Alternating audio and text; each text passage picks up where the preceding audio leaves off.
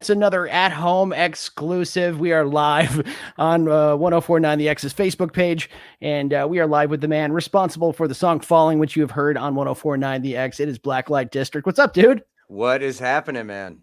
We're just working through technical difficulties over here. That's why we're on a little bit late, but you've been going through it with us, so you know all about you For know all sure. about it. For sure, man. We've been doing these for like 3 months now, and we still haven't worked out the kinks. If your connection is even a little bit slow, Right. you look like you don't know what you're doing, even though you Oh do. You know man, what I dude, mean? I do these live streams on my YouTube channel pretty often, and like there are just days when like the internet like is even if it's like you said just a little bit slow, like it starts lagging and viewers drop out, and dude, it oh my god, it makes me so mad, but it's a mess, you know what I'm saying? But no, I feel you, man. Well, I tell you what, I appreciate you speaking to me through pro equipment. It sounds great. For sure, man. You got to do that. Especially again with everyone being at home and things like that. I've had my home studio here for the last couple of years anyway, so I basically work from here, so it's nice to be able to both of us sound in quality for Yeah. sure. Says here you're from the Black Hills of South Dakota. Is that where you are right now? Yep. I'm in a little town called Spearfish. I'm like 10, 15 minutes away from Sturgis, where they had Sure. this year the controversial Sturgis motorcycle rally. And you played there. I did. Yeah. It was pretty crazy, man, because, like we were talking off air, I was supposed to be on a couple of different tours over the last 6 months with like Adelita's Way and stuff like that. And this place in Sturgis called the Buffalo Chip, which is like the biggest venue. I saw Ozzy there, Motley Crue, like it's a big place. And man, I saw my first concert there when I was like 13, 14 years old. And I've just always wanted to play there. So of course it's like, well, knowing my luck, I get an offer like during this whole pandemic thing, but man, the way they did it and the way they handled it, man, everything was safe. It's an outdoor place, first of all. Backstage, they had us, at my crew was basically like quarantined from any of the other artists back there, and they did it really legit, man. So I have to shout them out. They got a lot of bad press for doing it, and that was one thing I was worried about. But man, at the end Yeah. of the day, I couldn't say no, and they did a hell of a job keeping everyone safe and distanced. We definitely have some motorcycle riders who listen to the radio station. So I'm willing to bet that some of them were there and some of them saw you on stage That's at Sturgis this possible. year. Definitely possible, man, for So how does sure. it feel to be the coolest guy to ever come out of South Dakota? It's basically you and Wild Bill Hickok. That's Yeah, it, man. literally, man. It's kind of funny, but in some ways, like, growing up here and like starting my musical journey here, there wasn't a lot of other acts that I could like look up to and follow. And like, so I really, one thing I do love about it is that it really forced me to create my own path. You know what I'm saying? Like, there was no Right. template laid out, not like there is a lot of the time anyway, but it was really creating my own path to get where I wanted to be. And being from a small town in South Dakota doesn't make it much, any easier. But again, over the course of the years, as the internet took over and this and that, man, like there are just so many ways nowadays to get your content out there and get it to a large audience, even without any of the traditional methods of promotion. You know what I mean? So it's, and, I get to be the big fish in the little pond. Like jokingly, but in real, like I'm actually proud to be from here. It's a beautiful area. I love going around the country and representing South Dakota Right. I mean, for it's great sure. to see people from the middle of the country like us, make it because it seems like everybody you see either came from New York or LA, For so it's sure. like, it's great to see people in the Midwest and in the northern part of the country come out and say, hey, man, we're here. We're doing things too. Look at Absolutely. us, man. You Yeah, right, that's cool. right. And of course, like when I was a little younger, like when I turned 20, 21, I moved out to LA for a year or two just because again, like you said, it's like that mindset of like, oh, you got to be in LA or New York or someplace big, and I will say like going out, I still go out to Anaheim specifically every year to record and stuff because I just love going there because there is such a vibe there. It makes me feel like I have to do even better or be even hungrier. You know what I'm saying? Because there's so much action going on. So I love to do that. But then again, there's nothing like just being in my own world right here where I work on my schedule. Like when inspiration strikes, I go. You know what I'm saying? And Right. man, that to me is like really important. So you were supposed to be here on tour with Adelita's Way at the Apollo this year. Obviously, that show not happening this year. We're hoping to get it back here next year. However, you say on your first tour you came through Rockford. I did, man. Yeah. Like, I mean, man, it's got to be like 6, 7 years ago now. Like, I was basically just starting out, like had really no songs on the radio, no like online success, like just starting out. right before kind of I had my first single that did really well. And I was on an acoustic tour. My first tour was an acoustic tour, which bummed me out. But man, we made it awesome though. Like at that time, I was actually like a 4-piece band. And so it's funny, like drums, guitar, bass, we are all playing our instruments, but we still had like all these electronic like backing tracks. So Right. we made it as awesome as possible. But yeah, man, the second show on my first ever tour was in Rockford. And I can't remember what the place was off the top of my head, but I remember the green room in the back was awesome. So again, it's just cool that, early on and then all these years later to have the X supporting my current single. And again, like you said, hoping that we'll bring this show back through in the, early next year or something, man. It's like full circle and it's so awesome. That's great, man. Yeah, Falling is the single, and it scored 96% hit it in our hit it or quit it page at thexrockford.com. It's interesting because it is so different from most of the other things that we play on the station. Yet it still feels like a rock song at its core. Right. And that's a thing too, man. It's like when you take a song like this and work it to radio, you see, I go in this knowing that I'm going to get pushback because some people, as you can imagine, some people will say, okay, this doesn't have a rock vibe or heavy enough vibe. You know what I'm saying? And I can Yeah. see that too, because yeah, the song does have guitars in it, but underneath it, you got like 808 bass and trap drums and things like that in there. But man, the way I look at it is like, I grew up like loving Ozzy and Metallica. I got the Ozzy right here. I got Metallica. Right. Like I'm a rock and metal guy at heart, and that's where I come from, But over the years, I felt like I really needed to broaden my musical landscape to get the inspiration that I really need to do things. So I listen and am inspired by so many different walks of life in music, whether it be hard rock, metal, some hip hop, some pop, some whatever. So when I go into the studio here and work on something, my goal is to always make the best music I can, the best song that I can, and without having to think like, okay, is this a rock song or is this a rap song? Like that doesn't even come into my mind anymore, because to me Right. and to my fan base specifically, it's all about quality music. Yeah, and I'm sorry to say this to some of our listeners, but trap beats and stuff, that stuff's making it into rock music these days. If you look at like I Prevail, Oh bands yeah, like that, they're using beats like that. And also, rock can be chill. Rock doesn't for have to rip sure. your head off. You know what I mean? And Absolutely. the way I would describe Falling is chill, despite the big bass. It's a chill song, and it doesn't have to rip your head off, and I like it. For sure. And that to me is also like one of those awesome things, like a station like you guys, and a shout out to you guys and all the stations across the country, because the song is starting to climb the charts a little bit. Um, and it's just cool to see, because like when I look at it, when I think about like if we go back to the 90s or something, like Alice in Chains didn't always put out heavy knuckle dragger songs. Like there is a space for these songs that don't sound like every other drop C guitar riff. You know what I'm saying? And to me, that is an important thing, especially to move this genre forward. There has to be something new and unique out there that can kind of, a song like Falling, in my opinion, and we've seen this a little bit.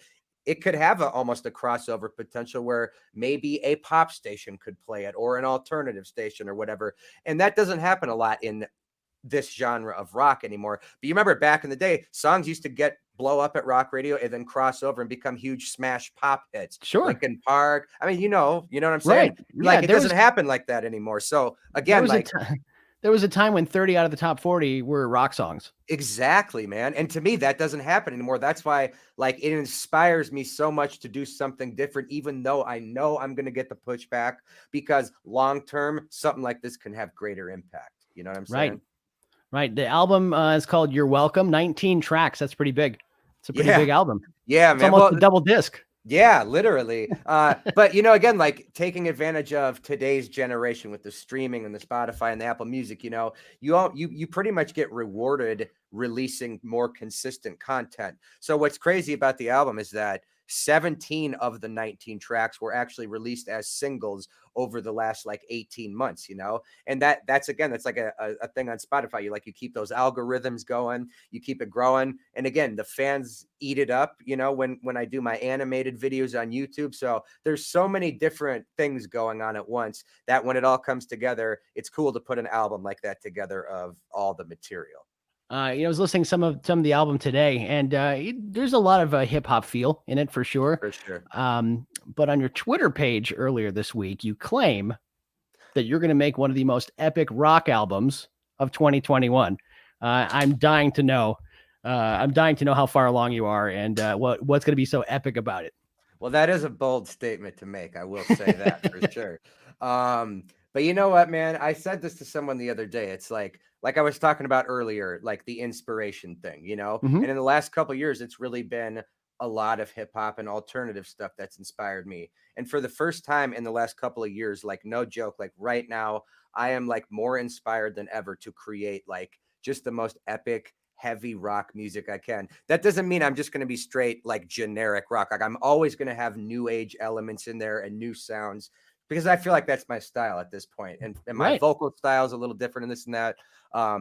But like to me, man, it's all about the passion, the drive. And right now I feel like I have the true passion and drive to make something epic and for my fans and for me. And I'm like 4 or 5 songs in already. I just started about 2 weeks ago. And I tell you what, bro, we're gonna have to wait and see. But I'm willing to put the bet in that it's gonna be some epic stuff for sure. Yeah, I mean, I know that you have it in you because you mentioned drop C guitars, and the fact that you know what that even is, lets me know that you have the rock in you. Oh, Because if I'm you, actually tuned to drop B on this project right now. My first time ever going down to B. And I always used to make fun of it, like, oh yeah, we gotta be all metal and do our yeah, you know what I'm sure, saying? But again, man, like when the inspiration strikes, I pick up the guitar. I'm a lefty. You know, I pick up the left-handed guitar and I just start riffing. And that's how I used to do it growing up writing music. So for me, it's cool to kind of get back to that, you know. for sure. Let's talk about Minecraft because Let's do it. no, I want to know how these Minecraft videos happen. Like, these are just fans of yours that decided to make a video, or did you have a hand in that? I have a hand in it. So Okay. basically, about 3 years ago, you know, I was looking on YouTube and I found a bunch of these anime type videos, like they take like pictures from like anime TV shows and cartoons and stuff. And I saw a couple of videos that had some of my music in it that would have like 1 million or 2 million views, and I was like, damn, like that's pretty legit, you know. So I Yeah. ended up partnering with this guy who did more of those videos, and then I started seeing these Minecraft videos, and some of them had like 10 million views, 15 million views. So I reached out to this one big channel specifically, and it just so happened that he had heard of my music from these other anime videos. So, long story short, man, we partnered up. I supply the music, and he creates these Minecraft videos from scratch. Like, this is a true talented animator who's actually going to be interning at Pixar and all this kind of stuff. So basically, yeah, here we are, I think 7 or 8 videos over the last 2 years, and it's done over 200 million streams on YouTube, man. That's And dude, insane. That's so insane. That's if you awesome. look at Falling, for example, that was the most recent Minecraft video we did back in June on my birthday, actually. So we put it out the day it released. It got up to number 3 trending on YouTube out of any genre. So there wasn't a music video in America that got more views than that video did that day. You know what I'm saying? And that's a massive feat. And from there, it pushed the song into the top 30 in 8 countries on Apple Music. Like Right? Spotify just blew up. So again, it just goes to show that like there are these new ways that you can get your music out there non-traditionally. Some people might look at it like, oh, it's goofy or it's this and that, but bro, you got to understand, to me it basically helped launch my career on YouTube and Yeah, brought dude. me over 155,000 subscribers of my own now, man. So That's amazing, and that's the, if you want to reach the young people, there's worse paths to take than Minecraft because I have two nephews who are who are preteen, right. and they're huge on two things: video games and YouTube. Dude, Huge, yes. and they watch video game videos on YouTube, Yep. and I guarantee they'll be taken to videos with music in them, and then that will get them interested in that music. So you knew exactly what you were doing, didn't you? Oh yeah. Well, man, you said it. You right on the money with that, man. It's like again, you get this music into this outlet that millions and millions of these kids love. And again, the more consistent, like I said, 7 or 8 videos now, over time, you know, your name, like at me as Blacklight District, really starts becoming more familiar. And then these Mhm. kids go on, and it always at the end of the video, it always links back to the actual music video or a lyric video. And it's just amazing to see the reaction I get on my actual content from that. You know what I mean? And Yeah. dude, it's honestly been like a whole lifestyle change for me from that. And now again, to see Falling start really hitting radio. It's just cool to watch it evolve from something that was blowing up online to now really getting out there. You know what I'm saying? So at the end of the day, man, like I couldn't be more grateful to be in the spot I'm in, reaching a young audience who is loyal and passionate to my music, man. That's what's And important to me. it's amazing to me because you pretty much handle yourself, don't you? You mean you're in your own studio, you create all your music in your own place. You know, you have your own label. Is that true? Yep, for sure, man. And yeah, just I've been there and done that, having, other labels in the past. And again, man, like we talked about earlier, it's just with the technology and the way the world is nowadays. Like I basically wear many hats. I'm an artist first and foremost, of course. That's what I grew up loving. But I'm also really business minded, in the sense that I'm on calls every day, whether it's radio, promotion, this and that. Like I handle it all. I do have a manager, and of course I have like an agent and PR people and stuff like that. But for the most part, man, I pretty much guide the ship on all that. Definitely. That's great. I mean, do you ever work with other engineers or anything like that just to collaborate with, guys, you got buddies in the industry, that kind of Oh, thing? definitely. Yep. Making music. I still have a couple producers I work with remotely. Some of them are overseas, even, that'll Mhm. send me tracks or music or ideas and this and that. I actually have an artist I just signed to my label named Rob Shiner, who's going to be coming out soon. And, I produce like his songs and he'll come into my studio. But yeah, man, I'm actually doing a couple features on some pretty decently well-known rock acts that I'm sure you're playing, that'll be coming out soon. So man, it's fun to collaborate when you can do it again, like on your schedule, your terms, so That's definitely, the man, that's dream. important. Oh man, bro, I That's tell the people every dream. day, it's like, look, I'm in a spot where my music allows me to provide for my family, work on music literally 24/7, and again, build a fan base worldwide. I couldn't be more grateful, man. Honestly, like honest to God, like that's a dream come true for me. I love to see that humility because you're in a position where it'd be really easy to start getting a really big head, and I think a lot of guys end up that way. For But I'm sure. thinking about guys like Dave Grohl. They have that humility, that kind of humble, And like that's so important, man. I'm the So luckiest man important. in the world, that kind of feeling. Yeah, Absolutely. And I think nowadays more than ever, people can see right through something or someone that's not genuine.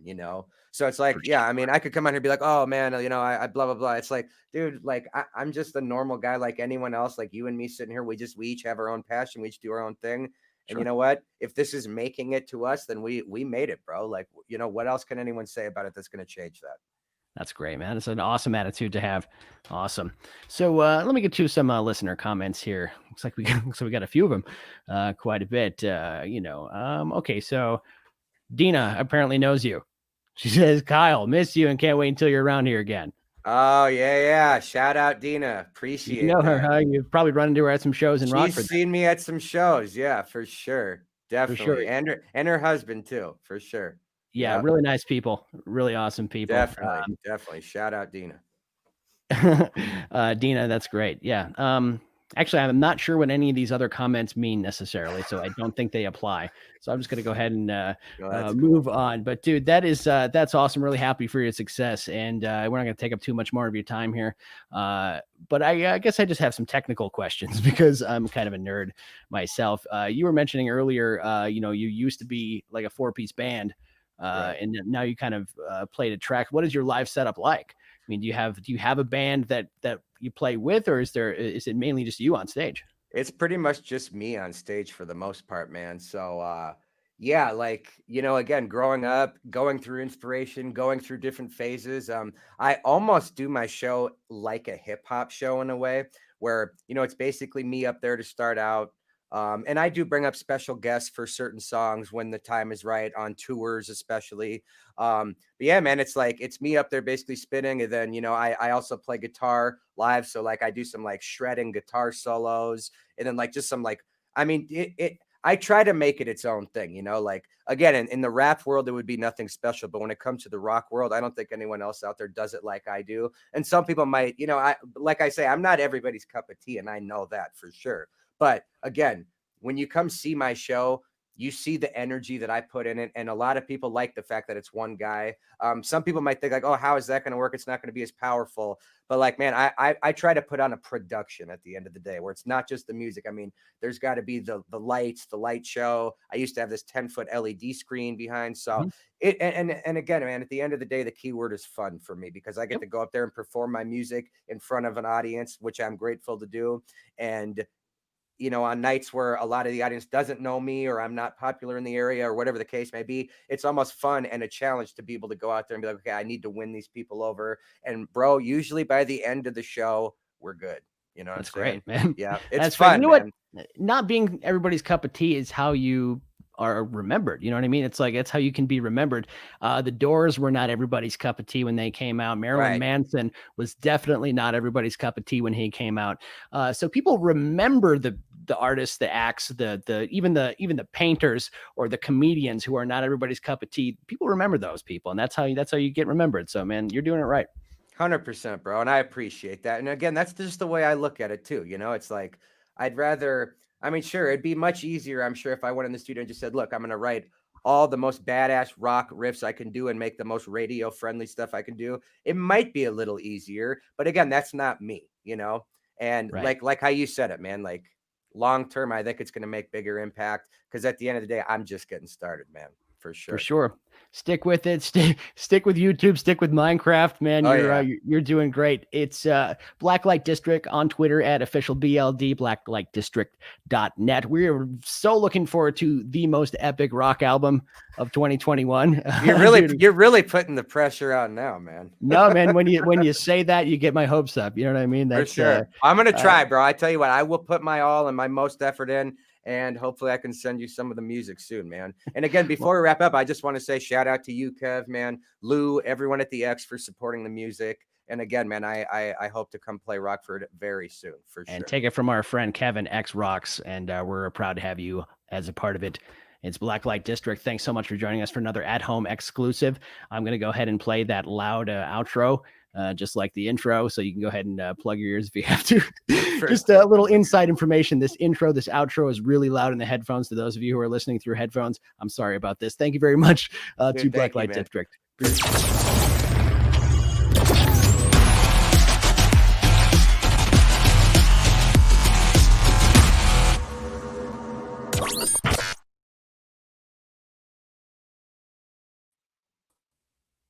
Dude, I appreciate